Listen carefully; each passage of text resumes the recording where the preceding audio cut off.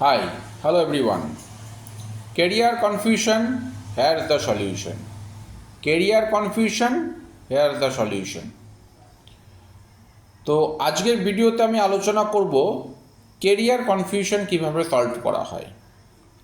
তো career কনফিউশনের solution শোনার আগে দুটো কথা মাথায় রাখতে হবে। ইংলিশে একটা ওয়ার্ড আছে, সেটা হলো nothing is impossible. Nothing is impossible. আর হিন্দিতে একটা কথা আছে, কুছ ভি হো সকতা হ্যায়, কুছ ভি হো সকতা হ্যায়। 27 বছর জেলে থাকার পরে নেলসন ম্যান্ডেলা সাউথ আফ্রিকার প্রেসিডেন্ট হয়। So nothing is impossible.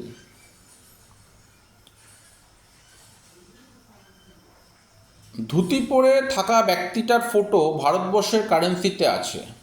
So nothing is impossible, কুছ ভি হো সকতা হ্যায়।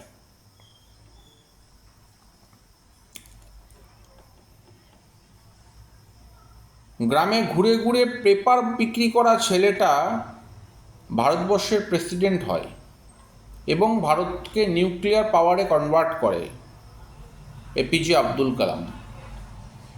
তো কুছ ভি হো সকতা হ্যায়, নাথিং ইজ ইম্পসিবল।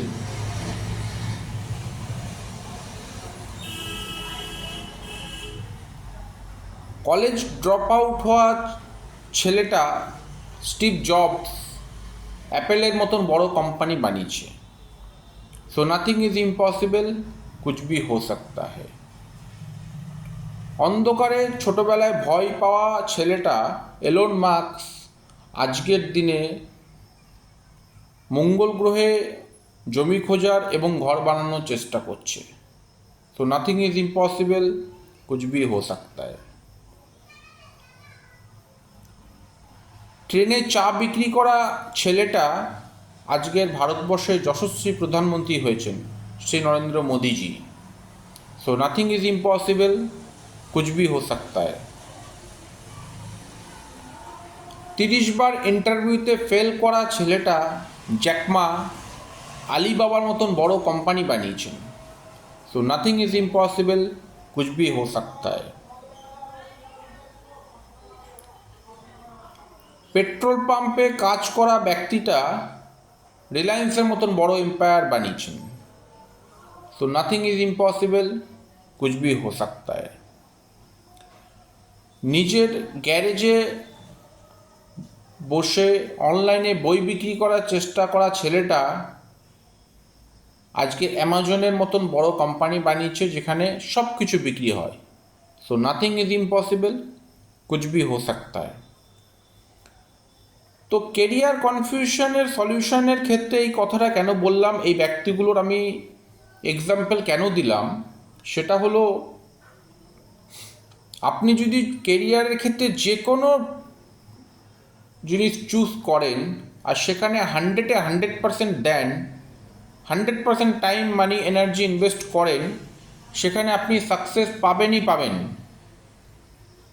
আপনি সেই ফিল্ডে নিজেকে কোয়ালিফাইড করলে আপনি সাকসেস 100% পাবেন। তো ফার্স্ট কেরিয়ার কনফিউশন কোথায় আসে? ক্লাস 10 পাস করার পরে আমি সায়েন্স নেব না আর্টস নেব না কমার্স নেব। তো সেখানে একটা প্রবলেমটা সলভ করার আগের একটা কথা আমি বলি। আপনি জলের উপরে দাঁড়িয়ে জলের কতটা গভীরতা বা জল কতটা ঠান্ডা কতটা গরম সেটা বুঝতে পারবেন না। তাহলে আইদার আপনাকে জলে নামতে হবে, নালে যেই ব্যক্তি জলে সাঁতার পার করেছে সেই ব্যক্তির সঙ্গে যোগাযোগ করতে হবে, ডিসকাস করতে হবে। তাহলে আপনি আর্টস যদি নিতে চান, তাহলে আপনাকে আর্টস স্ট্রিম নিয়ে যারা লাইফে কিছু করেছে তাদের সঙ্গে আপনাকে ডিসকাস করতে হবে। আর আজ থেকে 20 বছর আগেও যেই ফেসিলিটিটা মানুষ পেত না, সেটা এখন পাচ্ছে। খুব ইজি ইন্টারনেট অ্যাক্সেস। ইন্টারনেটে প্রচুর ব্লগস আছে, প্রচুর আর্টিকেলস আছে। 10 দিন 15 দিন 20 দিন 1 মাস তার পিছনে টাইম দেন, শেখেন, জানেন। তো তো যে ব্যক্তি কমার্স নিতে চায়, যে ব্যক্তি কমার্স নিয়ে কিছু করেছে লাইফে, এমবিএ করেছে, চার্টার্ড অ্যাকাউন্টেন্ট করেছে, কস্ট অ্যাকাউন্টেন্ট করেছে, তার সঙ্গে ডিসকাস করা, জানা, মার্কেট অ্যানালাইসিস করা। যে ব্যক্তি সায়েন্স নিয়ে ডাক্তার হয়েছে কি ইঞ্জিনিয়ার হয়েছে, তার সঙ্গে যোগাযোগ করা, কথা বলা, জানা, সেই ব্যাপারে আর্টিকেলস পড়া, সেই ব্যাপারে কিছু ব্লগস দেখা, এগুলো করতে হবে। তারপরের পয়েন্ট হলো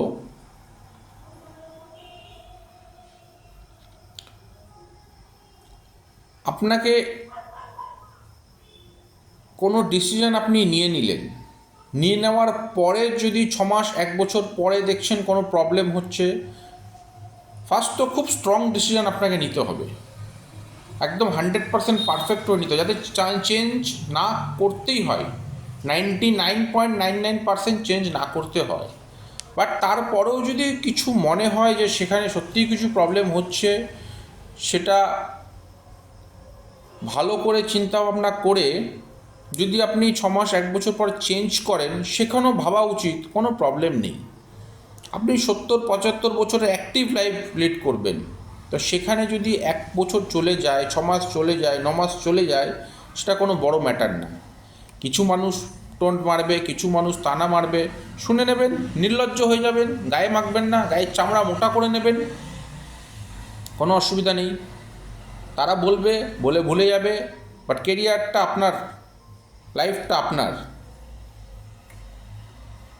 তো ফার্স্ট স্ট্রং ডিসিশন নিতে হবে, মার্কেট অ্যানালাইসিস করে, জেনে বুঝে, সবার থেকে ডিসকাশন করে স্ট্রং ডিসিশন নিতে হবে, যাতে 99.99% চেঞ্জ না করতে হয়।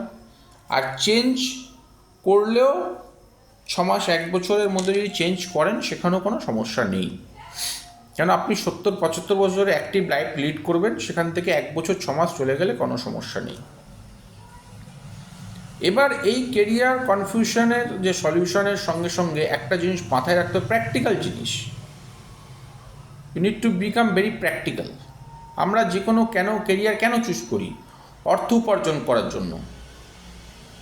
তাহলে যেই কেরিয়ারটাই আমরা চুজ করব, তাতে যাতে আমরা 100% দিয়ে ভালো অর্থ উপার্জন করতে পারি। তো তার সাথে কিছু আমাদের আরেকটা নলেজ গেইন করতে হবে, সেটা হলো আধ্যাত্মিক জ্ঞান বা সামাজিক জ্ঞান বাড়ানো। আধ্যাত্মিক জ্ঞান বা সামাজিক জ্ঞান বাড়ালে কি হবে? আজকের ডেটে আমি যে ব্যক্তিকে চিনি, 5 বছর 10 বছর পরে সেই ব্যক্তির মন মানসিকতা চিন্তাভাবনা সবই চেঞ্জ হবে, হওয়াটাই স্বাভাবিক। স্থান কাল পাত্র অনুযায়ী আমাদের পছন্দ, মন, চিন্তাভাবনা সবই চেঞ্জ হয়। তো তখন আপনি এটা মাথায় রাখতে হবে, এটা জানতে হবে, সময়ের সাথে সাথে আমাদের সব কিছু চেঞ্জ হয়, চিন্তাভাবনা, পছন্দ সব চেঞ্জ হয়। আজকে আপনি ডাক্তার হতে চাইছেন, আপনার প্যাশন, আপনার ভালো লাগছে, ডাক্তার হয়ে গেলেন, হয়ে যাওয়ার পরে আপনি 5 বছর পর বলছেন ডাক্তারি ভালো না, আমি ভুল করলাম। তাহলে আপনি আজকের ভাবছেন ভুল করছে, কিন্তু আপনি আজ থেকে 10 বছর আগে তখন অন্য চিন্তাভাবনা ছিল, তখন ভেবেছেন আপনি ঠিক ভেবেছেন। আপনি ভাবছেন আপনি বিজনেসম্যান হতে চান, আপনি সাকসেসফুল বিজনেসম্যান হয়ে গেলেন, কিন্তু আপনার 20 বছর পর গিয়ে ভালো লাগছে না। তো সেই ক্ষেত্রে মাথায় রাখতে হবে, আমরা যে কোনো কেরিয়ার চুজ করি অর্থ উপার্জনের জন্য, যাতে আমরা আমাদের জীবনকে চালাতে পারি, আমাদের পরিবারকে চালাতে পারি, ভালো থাকতে পারি, ভালো খেতে পারি। তো সেইটা যদি আমাদের ঠিক হয়ে যায় যে কোনো কেরিয়ার থেকে, সুতরাং কোনো অসুবিধা নেই। এটা মাথায় রাখতে হবে, প্র্যাকটিক্যাল জিনিস। আরেকটা জিনিস মাথায় রাখতে হবে, সময়ের সাথে সাথে স্থান কাল পাত্র অনুযায়ী আমাদের মনের চিন্তাভাবনা, আমাদের চাওয়া পাওয়া চেঞ্জ হয়। তো এইটা মাথায় রাখতে হবে। তো ফার্স্ট হলো নাথিং ইজ ইম্পসিবল, কুছ ভি হো সকতা হ্যায়। সেকেন্ড হলো কেরিয়ার চুজ করার আগে আপনাকে ওই ফিল্ডে যারা আছে তাদের সঙ্গে ডিসকাস করে ডিসিশন নেওয়ার পরেও যদি 6 মাস 1 বছরের মধ্যে মনে হয় ভুল হয়েছে, ফার্স্টও 99% আপনাকে ঠিক ডিসিশন নিতে হবে, স্ট্রং ডিসিশন নিতে হবে। তারপরেও যদি মনে হয় 6 মাস 1 বছরে চেঞ্জ করে নিলেও কোনো অসুবিধা নেই, কেন আমরা 70-75 বছরের অ্যাক্টিভ লাইফ লিড করব, সেখান থেকে 1 বছর চলে গেলে কিছু যায় আসে না।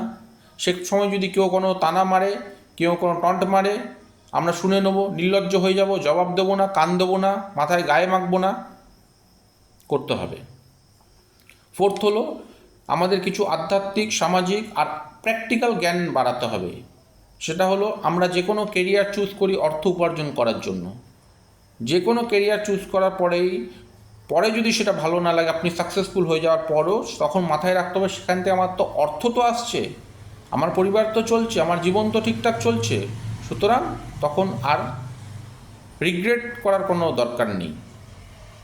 আর এটাও কারণে রিগ্রেট করা দরকার নেই, সময়ের সাথে সাথে স্থান, কাল, পাত্র অনুসারে আমাদের মনের চিন্তাভাবনা চেঞ্জ হয়।